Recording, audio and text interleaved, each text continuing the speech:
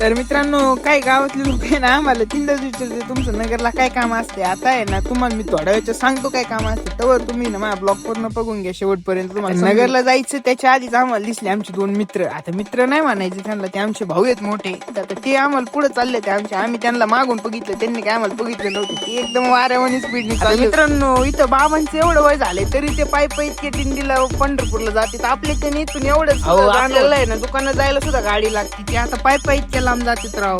आता ते चालले त्यांच्या देवाने त्यांना शक्ती दिली चालायची, तशी आपल्याला नाही. तेवढ्यात पुढे गेलो, तुषार भाऊ डायरेक्ट गाडी ना सिमवाल्यांकडे घेतली. आता म्हणलं भाऊ तरी तर संपणार आहे काय नव्हतं, म्हणूनच सिम पोर्ट करायला. मित्रांनो सिम पोर्टिंग वगैरे करून झालं. आता आम्ही चाललो होतो कटिंग करायला. आता कटिंग मित्रांनो, कारण की ना तुम्हाला माहिती आहे रुबाब परत आणायचं म्हणजे आणायचं. आता त्यासाठीच आम्ही गेलो. आणि मित्रांनो, तुम्ही विचार करत असताना कमून जाते तू. आता तुम्ही बघून जा आम्ही कमून नगरला येत. आणि भावांनो, तुम्हाला जर खरंच वाटत नसेल तर असं काय नाही हो का मित्रांनो. कसं आहे ना, तुम्हाला दिल्ली गेट आहे हो, तुम्हाला तर माहिती. मी आता दर ब्लॉग मध्ये तुम्हाला सांगू नाही शकत इथं, कारण मी दरवेळी इथूनच आज जातो मित्रांनो. कारण आमचं कटिंग मला मित्रांनो, मी पण लय वेळ आलो इथून, पण मला एक समजत नाही इथे ना दररोज आम्ही आलो का दरवेळेस गर्दी एवढी कमी राहते काय नको. बाजार भरला राहतो साईडनी, पण इतकी गर्दी राहते ना भाऊ की जायला गाडी. मित्रांनो आलो एकदा आमच्या भाऊच्या कटिंगच्या दुकानावर. आता तुम्हाला जर यायचं असलं ना मित्रांनो, हे बघा नाव घेऊ तुम्ही बघून घ्या, तुम्हाला यायचं. मित्रांनो आपला नंबर विसतो बसलो होतो. आता तुषार भाऊ माग बोलत होता, आता मी पण बसलो होतो येडे चाळे करीत नंबर घेतला पहिले. कारण तुषार भाऊला आहे ना ज्यादा कटिंग करायची असते, म्हणजे कटिंग संघ आहे ना ते फेशियल पण करतो. त्याच्यामुळे आपण काय आपण फक्त कटिंग करतो म्हणून आपण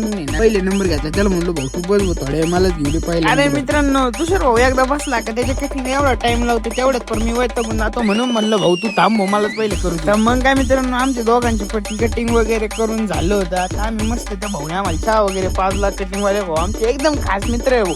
त्याच्यामुळे आम्ही आलो ना आमच्या घरावणीच कटिंगचं दुकान आहे, म्हणून आम्ही लाजत नाही वगैरे. मित्रांनो तुम्हाला आहे ना यावंच लागत हो, एकदा तुम्ही एक्सपिरियन्स घ्यायचं कटिंगचं कसं वाटतं. तर चला तर भावांनो, आता आपलं कटिंग वगैरे सगळे काम आटपून वगैरे घरी चाललो होतो आम्ही. आता तुम्हाला जर माझे ब्लॉग आवडत असेल ना तर तुम्ही ना अकाउंटला प्लीज यार फॉलो करा. तुम्ही ना ब्लॉग बघता पण अकाउंटला आहे ना फॉलो करीत नाही.